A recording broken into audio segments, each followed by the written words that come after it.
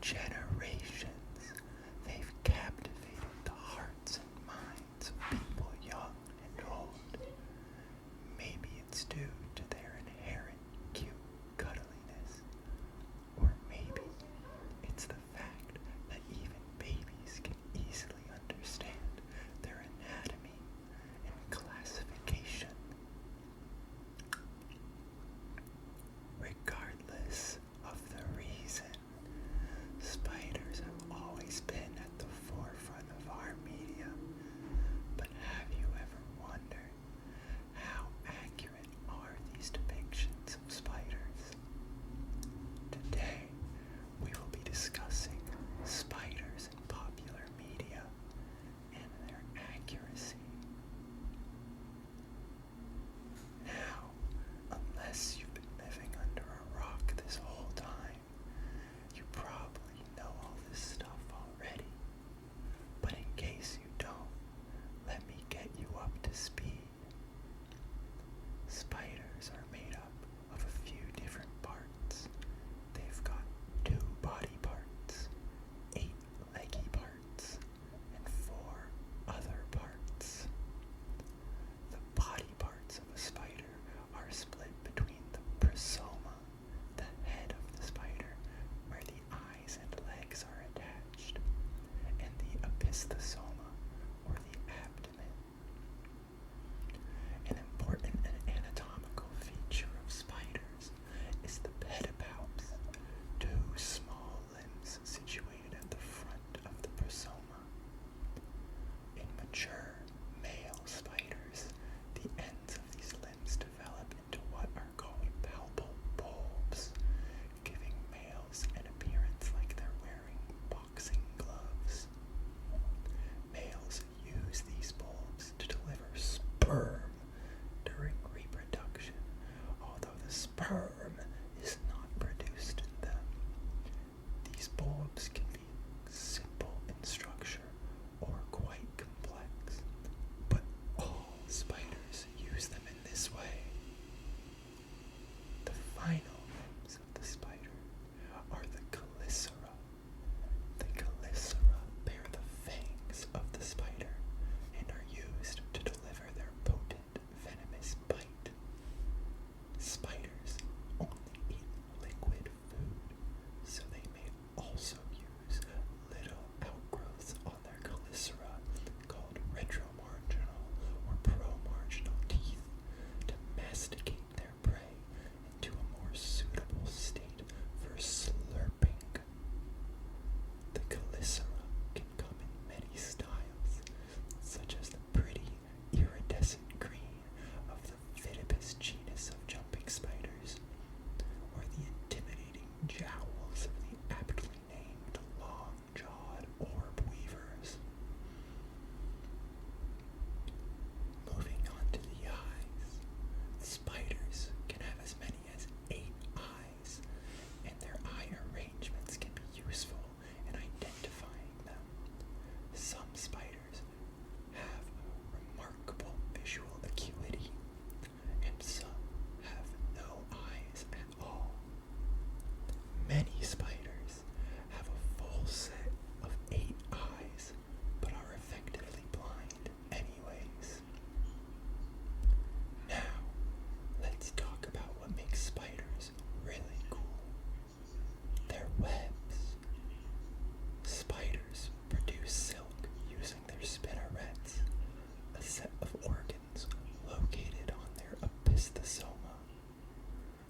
Contrary to popular belief, the silk they produce here is not gum. It is in fact a structure built out of a repeating sequence of proteins that make the fiber incredibly strong yet flexible.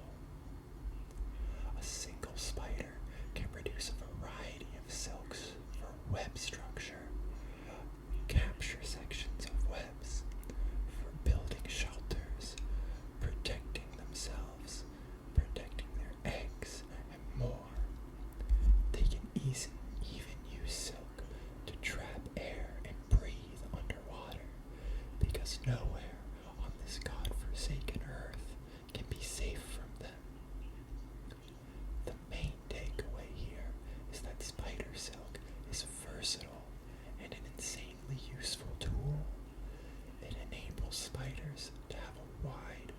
diversity of lifestyles. Some build burrows and ambush prey that strays too close. Some throw their webs like nets onto unsuspecting passers-by. Some weave webs in the air and lie in wait. Some just run around on the ground to capture prey. And some specialize in taking out the dummies who weave their webs in the air and lie in wait. Moving on to their behavior and lifestyle.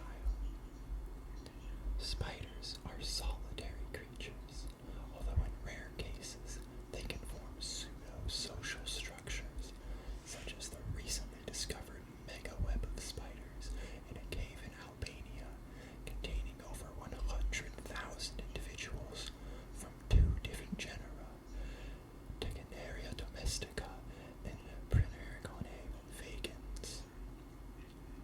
Spiders also exhibit the most extreme sexual size dimorphism of any land animal, with female spiders being up to 100 times as massive as males. This means that males and females can have very different maturation rates. As such, much like Smash players, spiders will often engage in reproductive behaviors with partners that are only a fraction of their age. Now, like I said, unless you've been living under a rock this whole time, this stuff should all have been pretty obvious to you already. Now that our primer is complete, let's take a look at some spiders. We'll be evaluating the spiders based on 3 criteria: their anatomical accuracy, their behavioral accuracy, and their vibes. The first spider we'll be looking at is Aragog from the second installment of the beloved franchise, Harry Potter and the fucking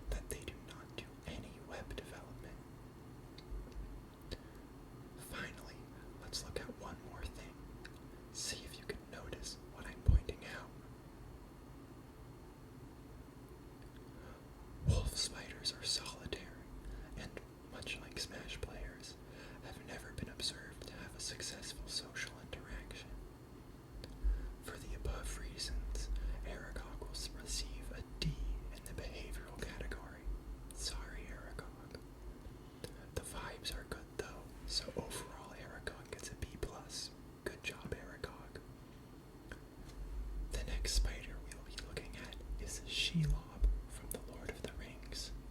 Players of the hit game Gollum will be intimately familiar with this spider. Let's see a bit of Shelob in action.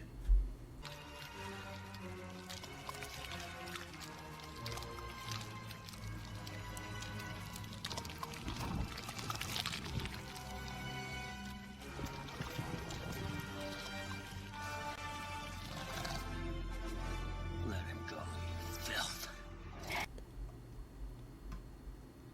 Oh geez. Well, let's start with the good. She's got a two-segmented body. Her legs originate from the prosoma, and she has maybe 8 eyes. Moving on to the bad, let's take a close look at the face. Looks like we have 2 sets of chelicera for some reason, and behind them is a fully articulated jaw with teeth. Already, we are well beyond the typical anatomy of a spider, but that is not even remotely the most egregious offense here.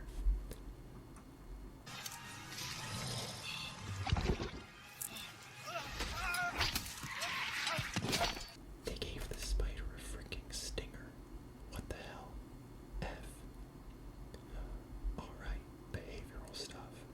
She wraps up her prey to save for later.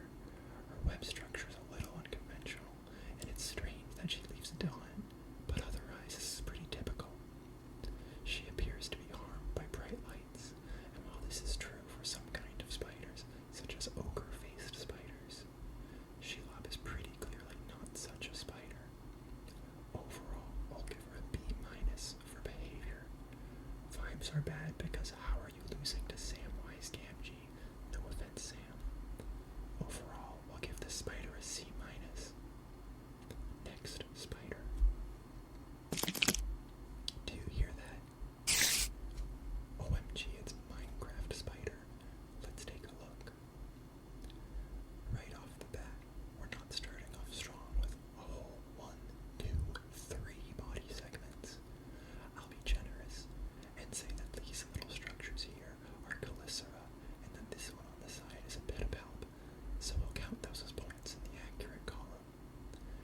Taking a look at the eyes here, I did my best to separate them into 8 distinct eyes. Filling them in a bit, we can compare to our spider eye chart. While it was tough to find an exact match, I settled on this family. Pissaridae, the nursery web weavers, due to the relative position of the posterior median and lateral eyes. Nursery web spiders are roaming hunters that do not use webs, which puts them in line with Minecraft spiders. Furthermore, they are always pretty solitary. All things considered,